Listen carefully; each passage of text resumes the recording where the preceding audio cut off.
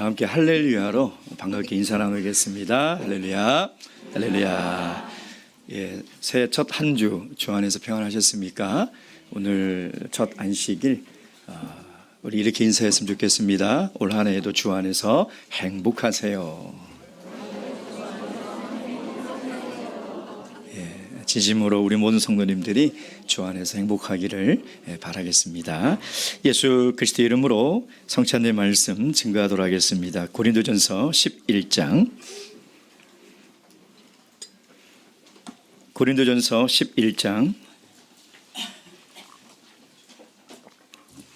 23절에서 26절까지 말씀입니다. 23절부터 26절까지 말씀 한 목소리로 함께 읽도록 하겠습니다. 시작. 내가 너희에게 전한 것은 주께 받은 것이니 곧 주 예수께서 잡히시던 밤에 떡을 가지사 축사하시고 떼어 가라사대 이것은 너희를 위하는 내 몸이니 이것을 행하여 나를 기념하라 하시고 식후에 또한 이와 같이 잔을 가지시고 가라사대 이 잔은 내 피로 세운 새 언약이니 이것을 행하여 마실 때마다 나를 기념하라 하셨으니 너희가 이 떡을 먹으며 이 잔을 마실 때마다 주의 죽으심을 오실 때까지 전하는 것이니라. 아멘. 중국 지린성에 가면 새해에 특별한 행사가 있습니다. 차가노라는 그 호수가 있는데요. 여기서 물고기를 잡는데 2000년 동안 이어오전 그런 방법으로 물고기를 잡습니다. 이 얼음 구멍을 뚫어서 약 2kg가 되는 그물을 그 구멍으로 집어넣는 것이죠. 이 방법은 사실 몽골족의 전통 방식입니다. 그래서 물고기를 이렇게 잡는데 한 번에 16만 2천 kg이 잡힌 적이 있어서 기네스북에도 등재가 되었습니다. 근데 이것도 특별한데 더 특별한 행사가 있어요. 이게 물고기가 이렇게 그물에 걸려서 쭉 올라오면 첫 번째 올라오는 물고기를 더위라고 합니다. 첫 번째 물고기라는 것이죠. 그래서 행운의 물고기, 복을 가져다 주는 물고기라고 해서 경매로 판매를 합니다. 올해 첫 번째 잡힌 그 물고기가 얼마에 팔렸을까요? 우리나라 돈 2억 5천만 원에 팔렸습니다. 작년에는 5억에 팔렸는데 올해는 경기가 안 좋아서 2억 5천만 원에 팔렸답니다. 누가 사갈까라고 제가 봤더니 큰 기업 회장님이 사가셨어요. 그래서 온 가족이 그 물고기를 요리를 해서 먹는 것이죠. 올 한 해에도 복이 있기를, 올 한 해에도 우리 가정에 행운이 있기를 바라면서 그 물고기를 먹는다는 것입니다. 2024년 새 첫 안식일을 어떻게 보내는 것이 신앙 안에서 특별한 의미가 있을까 생각을 해보았습니다. 물론 함께 모여 예배하고 찬양하고 기도하는 것 참 의미가 있는 시간입니다. 그러나 우리가 새 첫 안식일을 주님의 몸을 먹고 피를 마시는 성찬례를 거행하는 것은 정말 우리 신앙에 있어서 특별한 의미와 시간이 아닐까라는 생각을 해보았습니다. 오늘 이 성찬례에 참여하여 주님의 몸과 피를 먹고 마심으로 올 한 해에도 주님의 돌보심과 주님의 은혜가 이 성찬에 참여하는 모든 성도님과 가정 위에 충만하게 임하기를 주님의 이름으로 축원드립니다. 이 성찬의 유래를 보면요, 이 사복음서를 보면 이 유월절 만찬, 이 성찬례를 주님께서 간절히 먹기를 원하셨다는 것이죠.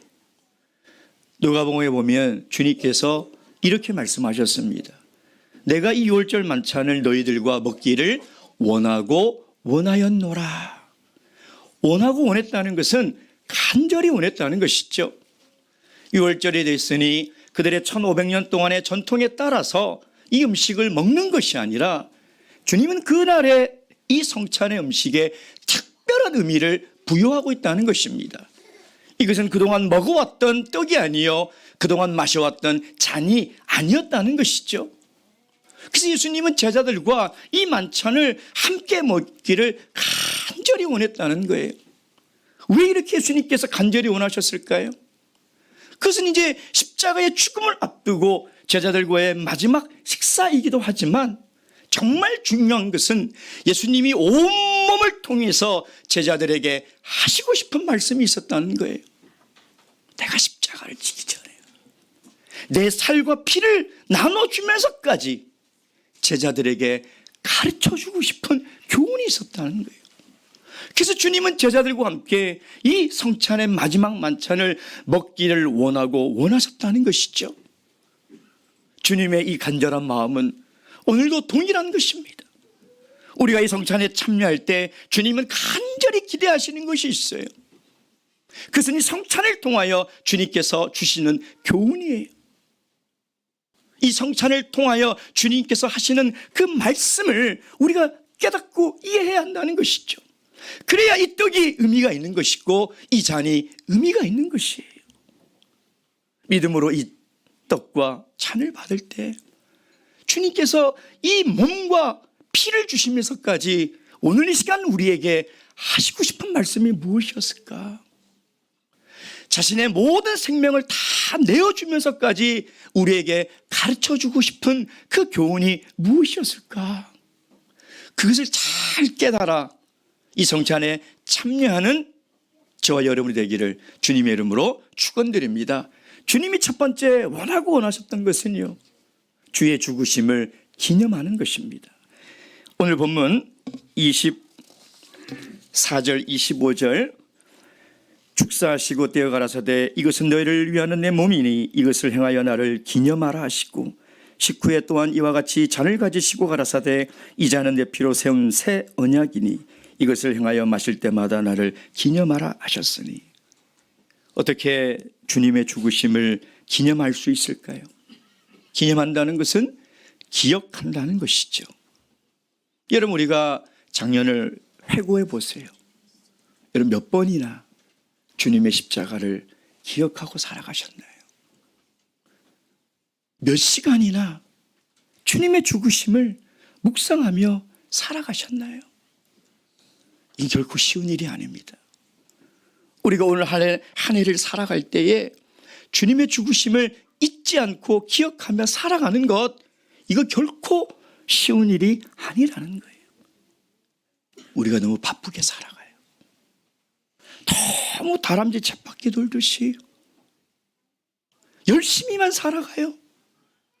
우리가 누구 때문에 살아가는지, 누구를 위해서 살아가야 하는지 그 인생의 삶의 목적을, 표대를 정해놓고 살아가야 되는데 그냥 열심히만 살아가요. 여러분, 우리가 왜 살아갑니까? 주를 위해서 살아가는 거예요. 사나 죽으나 주를 위해서 살아가야 되는 우리의 인생인데 너무 바쁘게만 살아가요. 얼마나 바쁘면 안식일도 안 보이냐 이 말이에요. 그렇게 바쁘십니까? 하나님께서 복을 예비해 두시고 우리를 초청하는 이 귀한 날 1년에 52번이에요. 그 시간도 하나님 앞에 나오지 못하고 그 시간도 하나님께 나와 예배드리지 못하는 그 바쁜 삶을 살아가면서 어떻게 주님의 죽으심을 잊지 않고 살아갈 수 있겠냐 이 말이에요. 여러분, 너무 바쁘게 살아가면요 진짜 중요한 걸 놓치고 살아가요. 여러분, 이런 인생 되지 마시기 바랍니다. 주의 죽으심을 잊지 말아야 돼요. 기억하며 살아가야 돼요. 그러면은 주님의 죽으심을 잊지 않고 기억하며 살아가는 그 방법이 뭐냐 이 말이에요. 어떻게 하면 우리가 이것을 잊지 않고 살아갈 수 있을까요? 나눔이에요. 나누는 거죠. 주님이 떡을 떼면서 제자들에게 나눠주신 것은 떡이 아니라 그분의 생명이었죠. 그분의 살이었고 그분의 몸이었다는 것입니다. 여러분, 나눌 수 있어야 돼요. 그것이 물질이든 삶이든 나누지 못하는 사람은 정말 불행한 사람이에요. 나눠야 돼요. 근데 특별히 뭘 나눠야 됩니까? 예수 그리스도의 생명을 나눠야 되는 것이죠. 우리가 24년 새 첫 안식일 그리스도의 몸을 받아 생명을, 영생을 얻었다면 이것을 나눌 때만이 그분의 죽으심을 잊지 않을 수 있다는 거예요. 나누지 못하고 내가 가지고만 살면 주님의 죽으심을 기억할 수가 없어요. 주님의 죽으심을 놓치고 살아가지 않을 수 없다니. 여러분, 이 생명을 나눠야 됩니다. 예수님께서는 십자가에서 온 피와 물을 다 쏟으신 것은 이 세상 사람들에게 자신의 생명을 다 나눠주신 거죠. 아낌없이 나눠주셨어요. 오늘 우리는 그 생명에 동참하게 될 겁니다.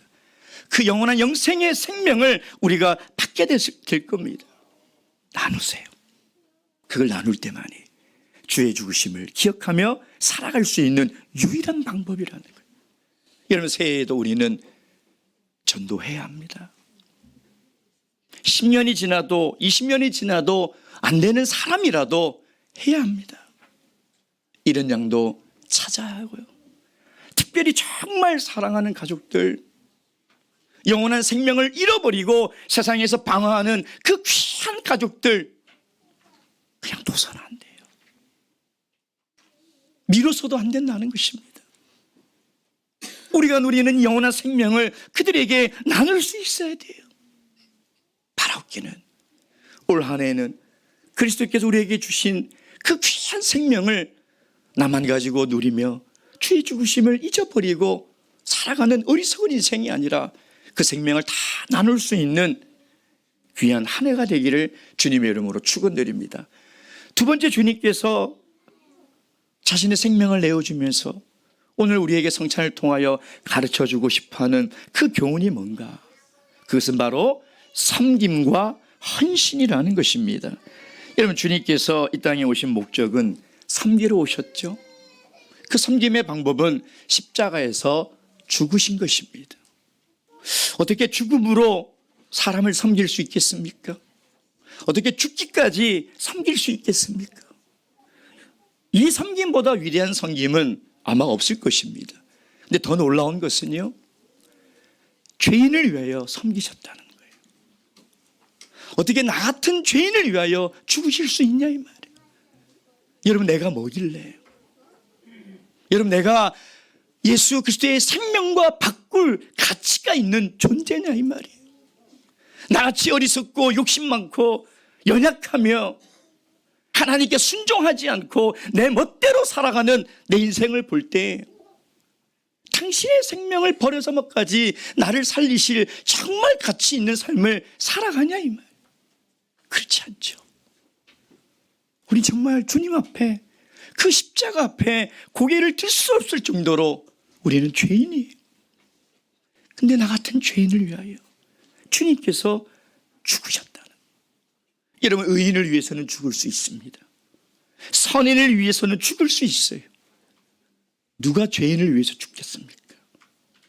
누가 죄인을 위해서 섬길 수 있겠습니까? 그러니 여러분, 우리가 오늘 이 성찬을 참여할 때에 이 주님의 섬김의 정신을, 섬김의 마음을 배워야 하는 거예요. 저는 섬김의 정신과 마음이 헌신의 질을 좌우한다고 생각합니다.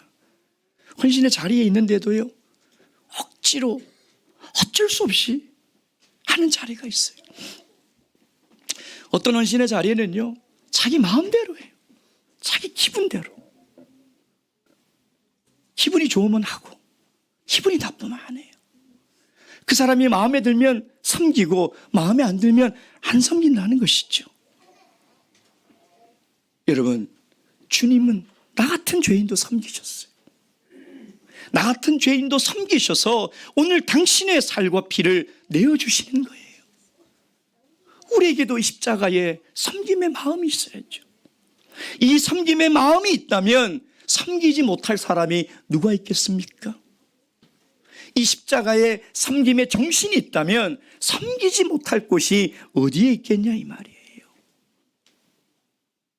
오늘 이 성찬회를 통하여 그리스도의 십자가를 통해서 우리에게 주신 이 살과 피에 참여할 때에 주님, 저도 주님의 십자가의 섬김의 마음을 갖게 도와주시옵소서. 여러분 그렇게 기도하셔야 돼요.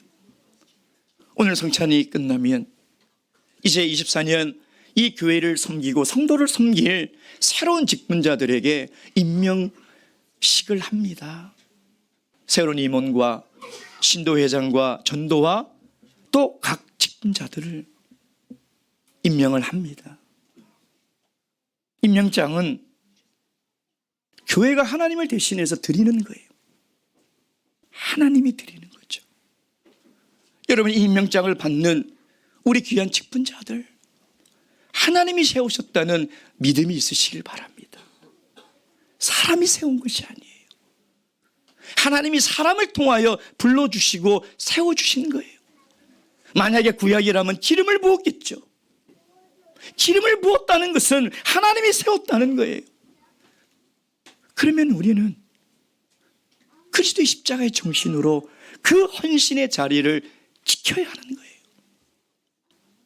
왜 우리가 섬길 때 이해가 안 되는 사람이 왜 없겠습니까? 왜 우리가 섬길 때 마음에 안 드는 사람이 왜 없겠냐 이 말이에요. 그러나 주님이 죄인을 위해서 섬기셨던 그 십자가의 사랑을 우리가 기억해야 돼요. 오늘 주님의 몸과 이 피를 받을 때 주님, 저도 그렇게 섬기겠다고. 그래서 가정에서 남편을 섬길 때 그런 정신으로 섬겨야 돼요. 아내를 섬길 때, 부모와 자녀를 섬길 때 세상이 이야기하는 효가 아니라 내 생명까지도 내어주면서 섬길 수 있는 사랑으로 섬겨야 한다는 것입니다. 교회에서 성도를 섬길 때도 마찬가지고. 여러분 그러한 섬김이 있으셔서 우리 모든 성도님들과 직분자들의 섬김이 먼 훗날 하늘에서 해같이 빛나는 아름다운 섬김이 되시길 주님의 이름으로 축원드립니다. 마지막 세 번째, 주님께서 이 6월절 성찬을 통해서 제자들과 오늘 우리들에게 가르쳐주고 싶었던 그 교훈이 뭔가? 그것은 교회는 한몸 공동체라는 것입니다. 여러분 성찬에는요 우리가 이해할 수 없는 신비로운 하나님의 비밀이 있습니다. 이 비밀을 깨닫지 못하는 세상 사람들은 야, 예수 믿는 사람들은 무슨 식인종이냐? 무슨 예수님의 살을 뜯어먹고 피를 마시냐? 아이고 흉측해라 라고 오해했던 시절들이 있었죠. 지금도 마찬가지예요. 비웃는 사람이 있을 겁니다. 저게 밀가루 떡이지 어떻게 예수 그리스도의 몸이냐? 저게 포도즙이지 어떻게 주님의 보혈이 되느냐? 여러분 이것도 성찬에 담긴 놀라운 비밀이지만 더 놀라운 비밀이 있어요. 그건 바로 이 떡과 잔에 참여하는 순간 우리는 그리스도와 한 몸이 되어 연합하게 된다는. 여러분 이 연합이란 단어는요 창세기 2장에 남자와 여자가 한 몸을 이루니 그 뜻이 하나님과 내가 마치 부부가 결혼하여 한 몸이 된 것처럼 성찬에 참여하는 모든 성도들은 주님과 한 몸이 된. 그러니 내 몸이 얼마나 귀한 몸입니까? 내 몸이 내 몸이 아니에요. 성찬에 참여하는 성도들의 몸은 그 귀한 예수 그리스도의 몸이라는 거예요. 그리스도의 몸이 되는 거예요. 그래서 부활할 때 그리스도의 몸에 있는 영원한 생명이 있기에 우리가 부활할 수 있는 거예요. 우리가 영원한 생명 안으로 들어갈 수 있는 것이죠. 여러분 그러니 얼마나 신비한 비밀이냐. 근데 이것만 있는 것이 아니라 나만 그리스도와 연합하는 것이 아니라 이 성도도 그리스도와 연합하고 저 성도도 그리스도와 연합해서 우리가 그리스도의 지체가 되는 한 몸이 되는 거예요. 한 몸이.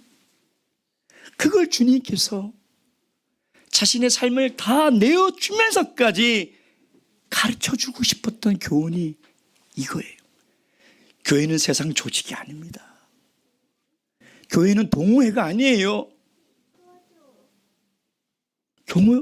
교회는 회사가 아니에요. 교회는 생명 공동체, 한 몸 공동체. 이것을 어떻게 이해를 할 수 있습니까? 이걸 어떻게 설명할 수 있냐? 그러니 신비로운 놀라운 비밀 속에 감춰져 있는 하나님의 계획이라는 거예요. 하나님은 이 정말 각양각색의 출신과 성격과 성품의 이 그리스도인들을 어떻게 한 몸 공동체로 만들 수 있을까? 바로 한 떡에 참여하고 한 잔에 참여함으로 말미암아 한 몸 공동체를 이루게 하신다는 것이죠. 오늘 고린도전서 11장 17절 19절 말씀 보십시오. 17장 19절. 내가 명하는 이 일에 너희를 칭찬하지 아니하나니 이는 저희의 모임이 유익이 못되고 도리어 해로움이라. 여러분, 모이는 게 중요한 게 아니에요. 잘 모이는데 그게 신도의 모임이 아니라 끼리끼리 모이는 사람들이 있어요. 이건 결코 교회에 유익이 되지 못해요. 18절. 첫째는 저희가 교회에 모일 때 너희 중에 분쟁이 있다함을 듣고 대강 믿노니 너희 중에 판단이 있어야 너희 중에 옳다 인정함을 받은 자들이 나타나게 되리라. 무슨 얘기예요? 고린도 교회는요, 성찬에 참여하면서도 이 교훈을 깨닫지 못해서 끼리끼리 모여가지고 판당을 만들고 다투고 있는 거죠. 하나님의 몸을 갈기갈기 찢어놓는 거예요. 여러분, 집에 가셔서 여러분의 살점을 한번 떼보세요. 아파서 그걸 어떻게 참습니까?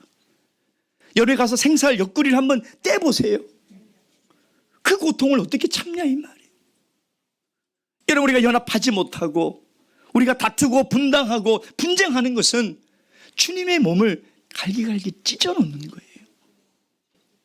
이게 얼마나 고통스러운 일입니까? 여러분, 교회는 한 몸 공동체고 지체예요. 연약한 성도가 있을 수 있습니다. 나와 맞지 않는 성도가 왜 없겠습니까? 아니, 어떻게 우리 120명 모든 성도들과 내가 다 맞을 수 있어요? 그러나 잊지 말아야 될 것은 한 몸에 속한 지체라는 거예요. 여러분, 왼손이 저려가지고 50견이 와가지고 팔이 안 올라간다고 오른손이 막 때리면서 야, 너는 뭐해? 이 쓸모도 없는 이런 사람 있냐 이 말이에요. 있어요? 손이 말라 비틀어져도요, 내 손이에요. 내 손이에요. 제가 이번에 건강검진 했는데 왼쪽 눈과 오른쪽 눈이 완전히 짝짝이다. 제가 처음 알았어요. 이건 아예 보이지가 않아요. 안 보인다고 이 눈이 이 눈한테 야, 너 보지도 않는 거 왜 달고 다니냐. 쓸모도 없이 그러냐 이 말이에요. 여러분, 우리 다 지체예요. 연약한 지체가 있고요, 이상하고 특이한 지체도 있고요, 말 안 듣는 지체도 있고요, 기능이 안 한 지체도 분명히 있을 수 있어요. 근데 내 팔이고 내 눈이 주님의 몸이에요. 도와야죠. 기도해야죠. 여러분, 그게 한 몸 공동체. 올 새해에는 주님의 거룩한 몸에 참여하시고 새 언약의 피를 받아 마시고 나서 우리가 주님과 연합하고 우리 모든 성도들이 귀한 주님의 지체임을 기억하시기 바랍니다. 그래서 새해에는 더욱더 은혜가 되고 덕이 되는 말을 하세요. 위로가 되고 격려가 되는 말을 하세요. 칭찬이 되는 말을 하시고 긍정적인 말을 하세요. 이런 말이 우리를 분열하게 합니다. 모든 사람이 뭐로 상처받습니까? 말로 상처받. 말로 나눠지고요, 말로 분쟁이 생기고 파가 생기는 거예요.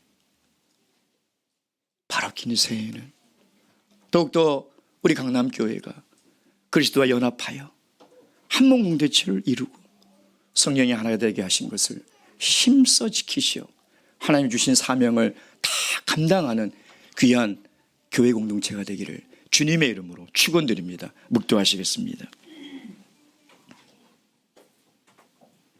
할렐루야. 아멘.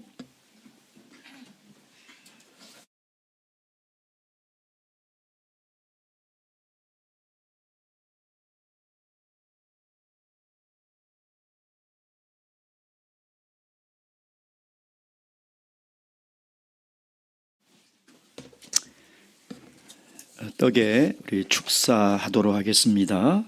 축사한 이후에는 주님의 몸이 됨을, 살이 됨을 믿으시고 이 기도에 동참해 주시고, 혹시 아직 세례를 받지 않은 우리 분이 계시다면 우리 다음 기회에 세례를 받으시고 참여해 주시기 바랍니다. 다 함께 축사 기도하도록 하겠습니다. 할렐루야.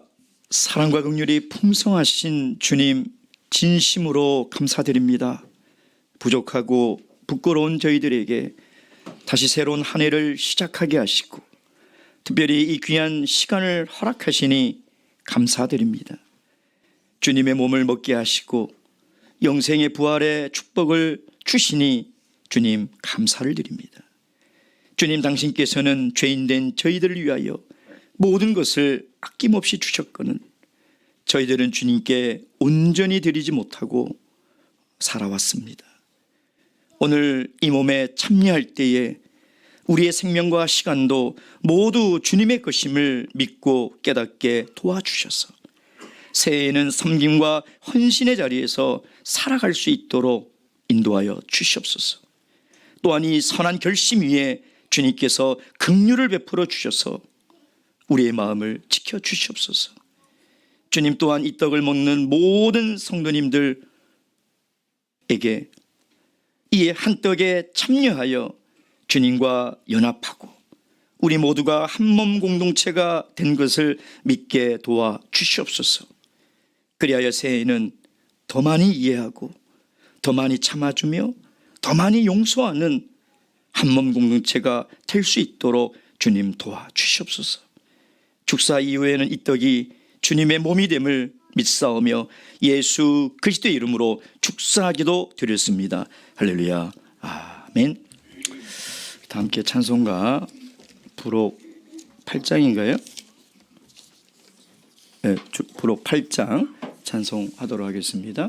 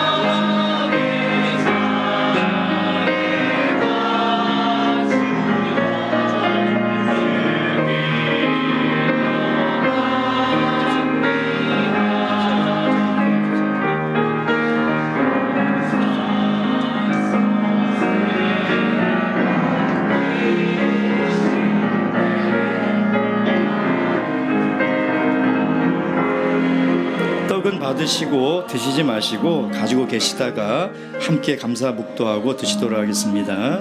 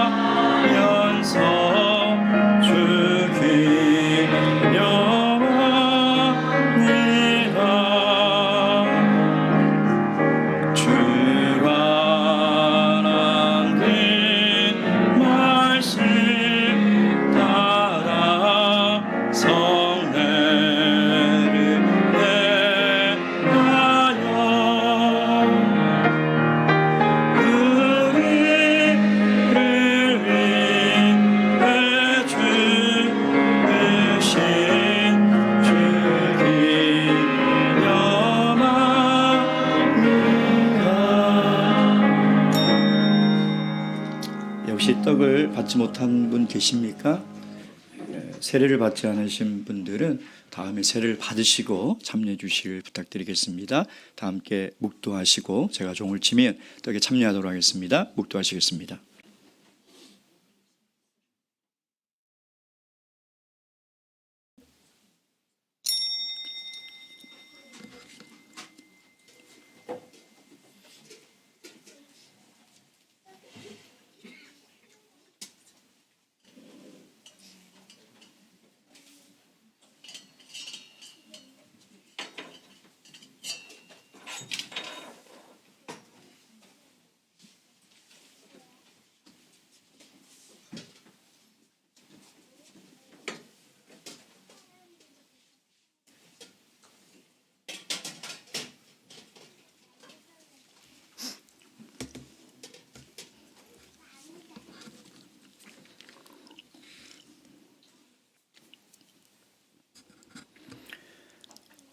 이어서 잔에 축사하도록 하겠습니다. 주님의 명령에 따라 어떠한 것도 넣지 않은 순수한 포도주입니다. 우리가 믿음으로 기도 후에는 주님의 귀한 보혈이 됨을 믿으시고 믿음으로 함께 기도하도록 하겠습니다. 할렐루야. 죄인된 우리를 위하여 십자가에서 모든 피와 물을 다 내어주신 사랑과 긍휼의 주님, 주님의 보혈로 주눈빛 같은 우리의 죄가 흰눈보다 희어지며 주님의 자녀로 살아갈 수 있음을 진심으로 감사드립니다. 주님, 오늘 이 잔을 마시는 모든 성도님들이 주님의 고귀한 희생과 그 사랑을 잊지 않고 기억하며 살아갈 수 있도록 도와주시옵소서. 그리하여 새해에는 더욱더 예수 그리스도의 생명을 전파하며 나누며 살아가겠사오니 주님께서 함께 하시고 용기와 지혜를 더하여 주시옵소서. 주님, 축사기도 이후에는 이 잔이 주님의 귀한 보혈이 됨을 믿사오며 예수 그리스도의 이름으로 축사기도 드렸습니다. 할렐루야. 아멘. 찬송가 부록 9장 하시겠습니다.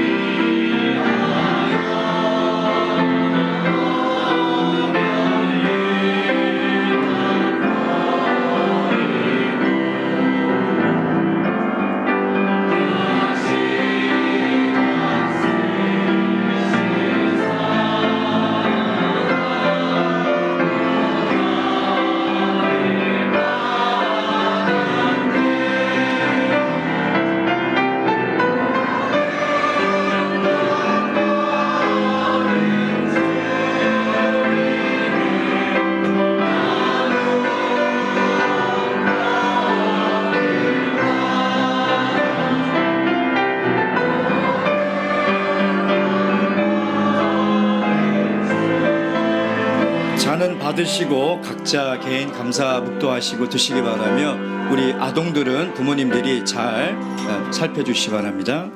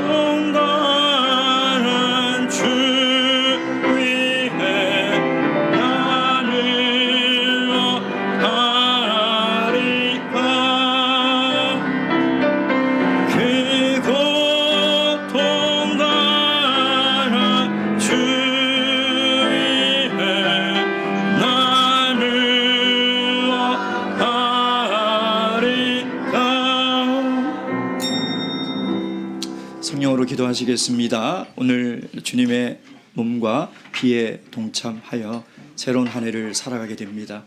신앙 안에서 세운 그 귀한 뜻들을 주님께서 지켜주시고 인도하셔서 올 한 해에는 우리가 더욱더 믿음 안에서 성장하는 그런 한 해가 될 수 있도록 다 함께 성령으로 기도하시겠습니다. 할렐루야. 우리 주 예수